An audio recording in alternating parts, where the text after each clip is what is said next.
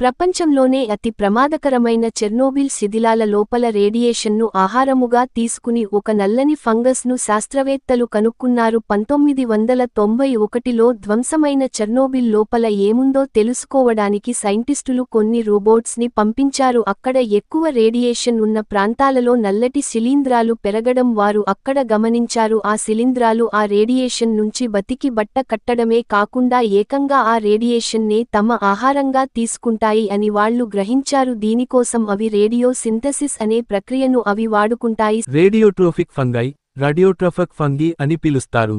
మొక్కలు సూర్యరశ్మిని ఉపయోగించుకొని కిరణజన్య సంయోగక్రియ, ఫోటోసింథసిస్ ద్వారా ఆహారాన్ని ఎలా తయారు చేసుకుంటాయో, ఈ శిలీంధ్రాలు రేడియేషన్ను ఉపయోగించుకొని రేడియోసింథసిస్ ప్రక్రియ ద్వారా శక్తిని పొందుతాయి. రోజురోజుకు పెరుగుతున్న ఎండ తీవ్రతలను తట్టుకోవడానికి ఇక రాబోయే రోజుల్లో పెరగనున్న ఎండ డిగ్రీల గురించి మనము బాధపడవలసిన అవసరం లేదు. ఎందుకంటే కొత్తగా తయారు చేస్తున్న అణు శిలీంధ్రాల నుంచి తయారు చేస్తున్న కవచాలను మనము వేసుకుని వచ్చును. అప్పుడు భూమి ఎంత రేడియేషన్ వచ్చినా మనము తట్టుకొని నిలబడగలిగే శక్తి మనకి ఉంటుంది. అలాగే ఉక్కు పరిశ్రమలలో ఇనుమును కరిగించి పోసే వేడి ధారల దగ్గర పనిచేసే కార్మికులకు ఇది ఒక మంచి కవచముగా ఏర్పడుతుంది. ఈ శిలీంధ్రాలు ఆ రేడియేషన్లో గ్రహించి తమకు సరిపడే బలమైన ఆహారాన్ని తయారు చేసుకుంటాయి. మెల్లనిన్ను వాడుకుంటాయి. మన శరీరాలకి నలుపు రంగు ఇచ్చేది కూడా మెలోనిన్. ఈ ఫంగస్లో ఉన్న అద్భుతమైన శక్తి వల్ల భవిష్యత్తులో మన అంతరిక్ష ప్రయాణాలలో భారీ మార్పులు రాబోతున్నాయి. ఎందుకంటే అంగారక గ్రహం లాంటి దూరగ్రహాలకు ప్రయాణం చేసేటప్పుడు అక్కడ ఉన్న ప్రాణాంతకమైన రేడియేషన్ నుంచి కాపాడుకోవడానికి శక్తివంతమైన కవచాలు తయారు చేయడానికి ఈ ఫంగస్ని వాడొచ్చని నాసా సైంటిస్టులు భావిస్తున్నారు. దీనిపై ఇప్పుడు ఎన్నో ప్రయోగాలు కూడా చేస్తున్నారు.